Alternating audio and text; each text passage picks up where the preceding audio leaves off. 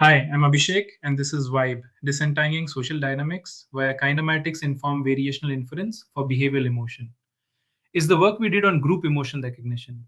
Over the next few minutes, I'll walk you through the problem we ran into, how we solved it, and why the solution actually works. Picture a security camera outside a stadium after a match. A few dozen people are moving together, some are hugging, some are shouting. Is that crowd celebrating, or is it about to turn into something dangerous? A human glances at it and just knows, almost instantly, from how the bodies are moving relative to each other.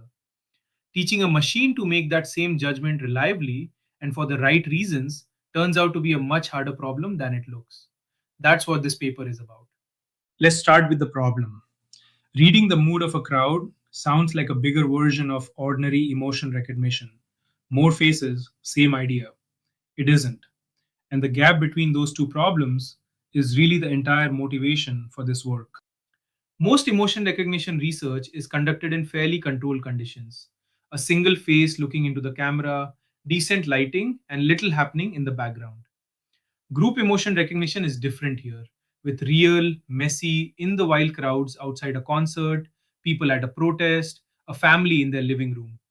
The datasets built for this, VGAF and GECV, which we'll come back to, are deliberately uncontrolled. The field's answer has been to scale up.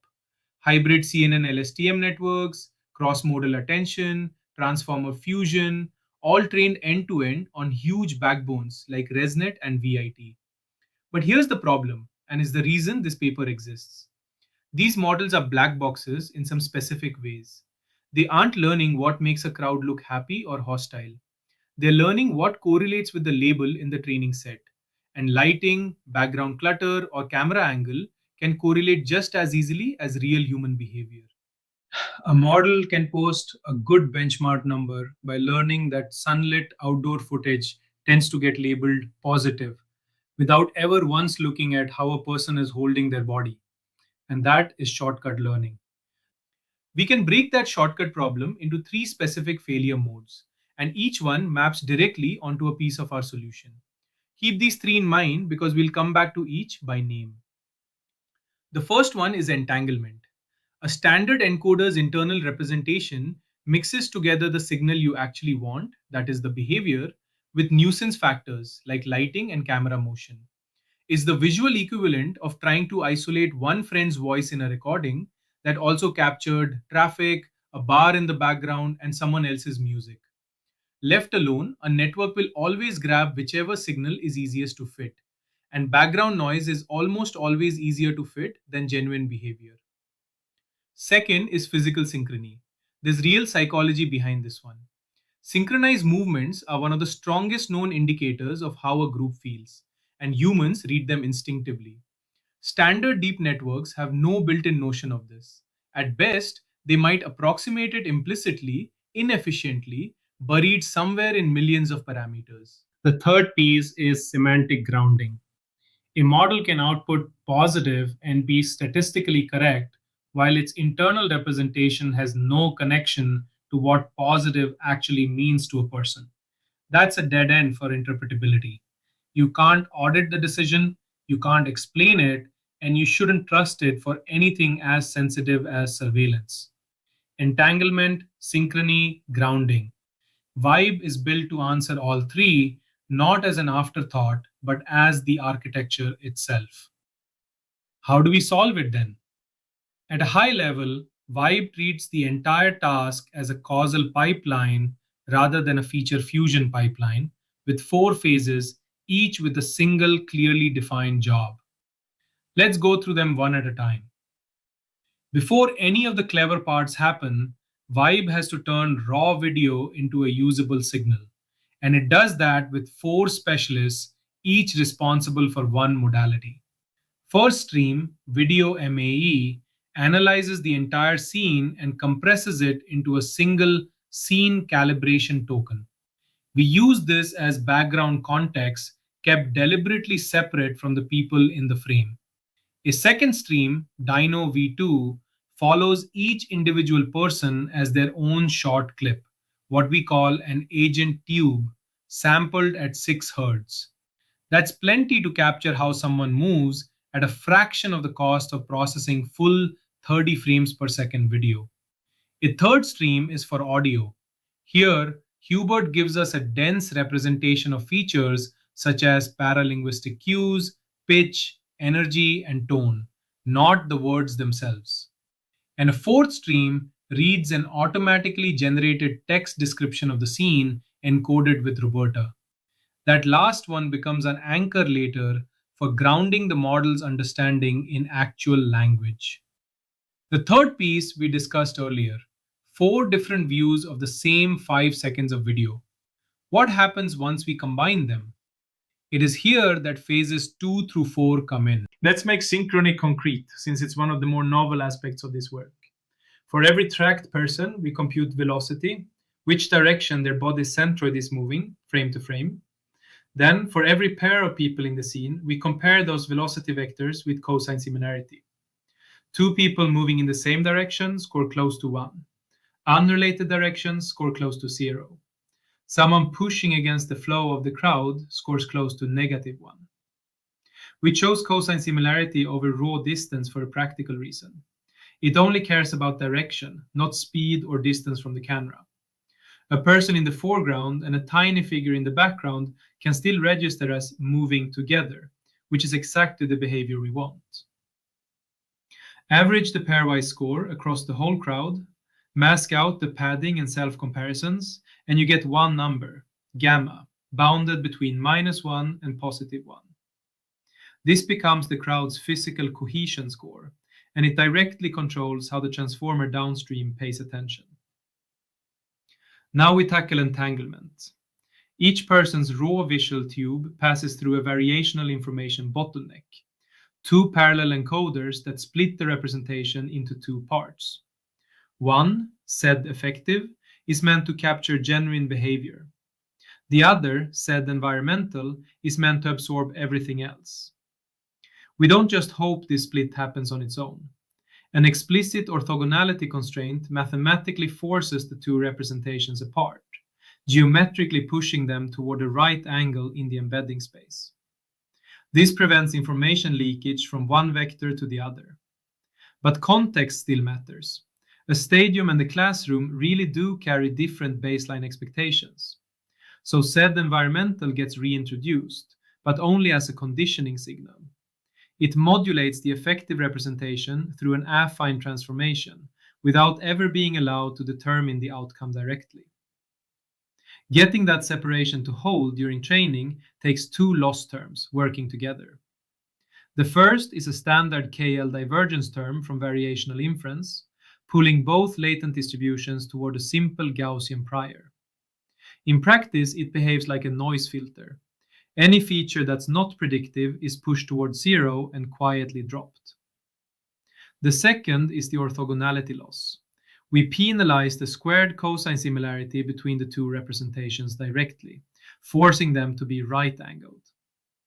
Neither term is sufficient on its own, and our ablations later make that very clear. A standard transformer treats every input the same way, regardless of context. We didn't want that. A tightly synchronized crowd and a chaotic one call for genuinely different reasoning. So we built a decoupled adaptive layer norm. An ordinary adaptive layer norm learns to shift and scale a representation based on a conditioning signal. We split that shift and scale into two parts, a static baseline that depends only on the scene, and a dynamic term multiplied directly by gamma. High synchrony pushes the model toward a global coherence mode, reading the group as a whole. Low synchrony shifts it toward a local outliers mode, paying closer attention to individuals behaving differently from everyone around them. There's no single fixed rule for every crowd here. The network learns how to respond to synchrony rather than us hard-coding what a high or low gamma value means. The final phase is semantic grounding, conceptually the simplest piece, even though it carries a lot of weight. Once the transformer produces its final pooled representation, we project it into a rational space and train it to align via cosine similarity with the Roberta embedding of that scene's text description, the same description generated by video chat GPT during data preparation. In effect, we pull the model's internal notion of positive toward the actual linguistic neighborhood of words like joy or celebration instead of letting the network invent its own arbitrary internal code for the label. We pair that with one more idea on the classification side. Group emotion labels aren't symmetric. Mistaking positive for negative is a far worse error than mistaking it for neutral, since neutral sits between the two. So instead of plain cross entropy, we use a hierarchical version that spreads a small amount of probability mass onto the adjacent class, combined with manifold mix-up, which smooths the decision boundaries between classes during training. That's the architecture end to end. The real question is whether any of it moves the needle. So let's look at results on two datasets. Video group effect dataset. It contains short, chaotic, in the wild video clips. And group level emotion on crowd videos dataset. It contains longer, denser, sustained crowd footage. On VGAF, Vibe reaches 70.17% accuracy. Among these works, Vibe is the only one that never looks at a single crop face. It works from scene, audio, and text alone, while several of these baselines lean on facial crops, and it still comes out on top. That's a reasonable sign the physical and contextual cues we are modeling carry real weight, not just marginal weight. On GECV, the denser dataset, Vibe hits 91.85%, nearly 5 points ahead of MSST, the strongest baseline there. That gap is wider than the one on VGAF, and it's not a coincidence. GECV has longer, denser crowds, more people, more physical structure to read. If the synchrony matrix is doing what we designed it to do, it should pay off more when there's more collective motion available to observe. That's exactly the pattern in the data. We compared our gamma-gated ADLN against three simpler alternatives: plain average pooling, naive concatenation, and a standard adaptive layer norm that conditions only on the static scene token with no gamma at all. The interesting failure is in that standard ADLN variant. It performs well on GECV, but on VGAF it collapses, falling behind even plain average pooling. The reason? VGAF is far more visually diverse, and a static environmental prior turns into a liability the moment the scene stops being predictable. While the gamma signal recomputed per video keeps performance stable across both the easy and hard cases. The loss ablation tells an even sharper story. When only the geometric losses were used, orthogonality and the KL compression term, the performance drops below the plane baseline. Disentangling a representation without giving it something meaningful to organize around just fragments the latent space. Once the semantic alignment loss is added, the disentangled geometry finds the linguistic anchor to organize around.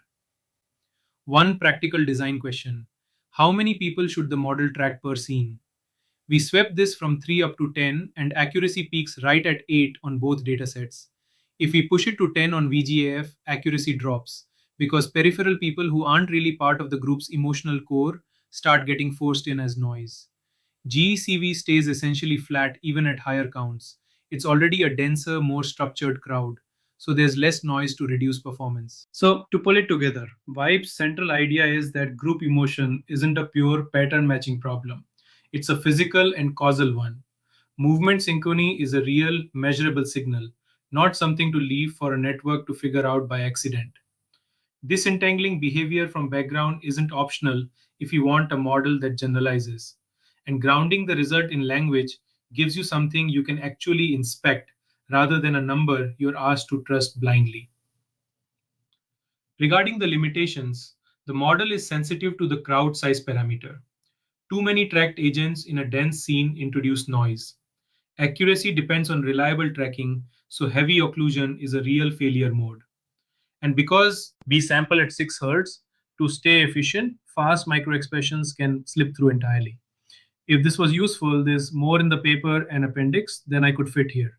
The full stability analysis on the synchrony matrix, analysis of disentanglement, complete confusion matrices, and visualizations of the latent space across every ablation we ran. The code is available on GitHub. Thanks.